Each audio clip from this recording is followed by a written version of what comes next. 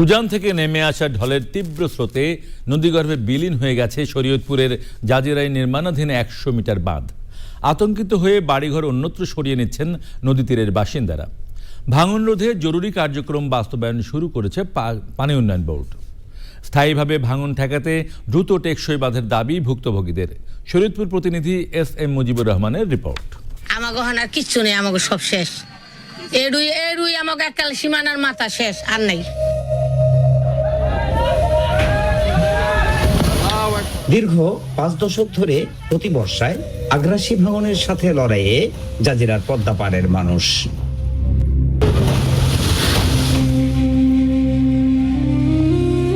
স্থায়ীভাবে ভাঙন রোধে ২০২৪ সালে ১০.৬৭ কিলোমিটার বাঁধের কাজ শুরু করে পানি উন্নয়ন বোর্ড।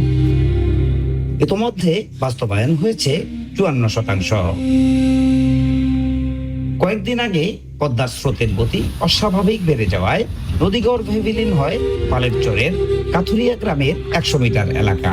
এখানে ভাঙতে ভাঙতে প্রায় ৪টি গ্রাম বিলীন হয়ে গেছে। দোকান ছিল, দোকান ভেঙে দিয়েছে, এখানে হোটেল ছিল।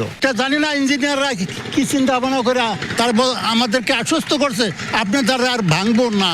এভাবে যদি ভাঙে আমরা তো এদিকে থাকতে পারতাছি না। তবে বড় কোনো বিপর্যয় না ঘটলে নতুন করে ভাঙনের আশঙ্কা নেই বলছে পানি উন্নয়ন বোর্ড।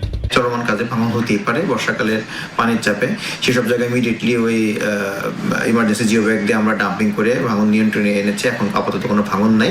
নদী ভাঙন থেকে পদ্মা পাড়ের জনপদ রক্ষায় আগামী বর্ষার আগেই টেকসই বাঁধ বাস্তবায়ন করবে পানি উন্নয়ন বোর্ড। প্রত্যাশা জাজিরার ভাঙন কবলিতদের।